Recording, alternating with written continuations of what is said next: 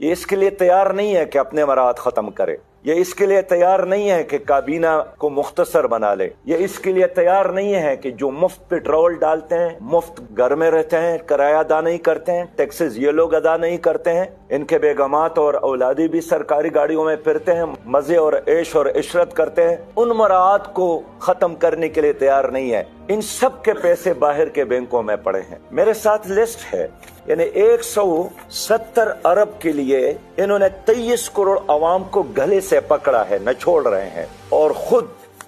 میری اس لسٹ کے مطابق جو ان کے ذاتی اکاؤنٹ ہے، صرف 18 افراد ایسے ہیں جن کے بینک اکاؤنٹ میں 4000 ارب سے زیادہ سرمایہ پڑا ہے، 4000 ارب سے۔ اس میں زرداری صاحب ہے، بلاول صاحب ہے، نواز شریف صاحب ہے، شہباز شریف صاحب ہے، عمران خان صاحب ہے، عمر ایوب صاحب ہے، اعظم سواتی صاحب ہے، مراد علی شاہ صاحب ہے، چودھری پرویز الہی صاحب ہے، پرویز خٹک صاحب ہے، شاہ محمود قریشی صاحب ہے، محمد اسحاق ڈار صاحب ہے، اسد عمر صاحب ہے، شوکت ترین صاحب ہے، مفتاح اسماعیل صاحب ہے، حفیظ شیخ صاحب ہے، ڈاکٹر اشرت حسین صاحب ہے، عبد الرزاق داؤد صاحب ہے۔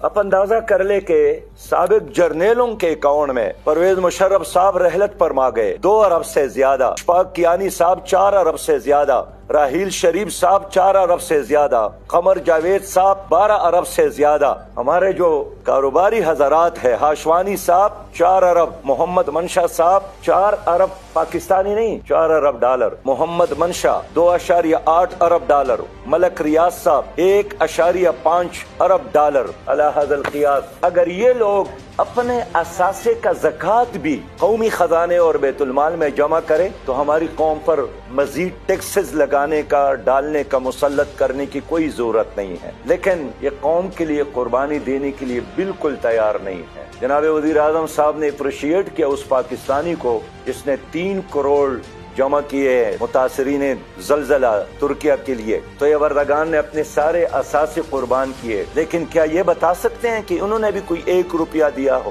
قوم کو نصیحتیں کرنے کی بجائے میرا مطالبہ یہی ہے کہ غریب آدمی ہمیشہ سے قربانی دے رہا ہے۔ اب یہ ججز قربانی دیں، یہ جرنیل قربانی دیں، یہ بیوروکریٹ قربانی دیں، یہ سیاسی لیڈر قربانی دیں، اور میں حیران ہوں کہ یہ محنت کیا کرتے ہیں، کتنے کماتے ہیں، لیکن ظاہر ہے نیب بے بس ہے ان کے سامنے، کوئی حساب کتاب کا، کوئی احتساب کا نظام نہیں ہے، کتنا پیسہ کمایا کہاں سے ہے؟ کیا ان کے 4 پاؤں ہیں؟ کیا ان کے 4 ہاتھ ہیں؟ کیا ان کی کوپڑیوں میں کوئی ٹنوں کی حساب سے دماغ ہے؟ یہ بھی اسی طرح پاکستانی ہے، لیکن یہ حرام کی دولت ان لوگوں کے ساتھ موجود ہے، اور یہ ادارے بے بس ہے کہ ان لوگوں کے ساتھ حساب کتاب کر لے۔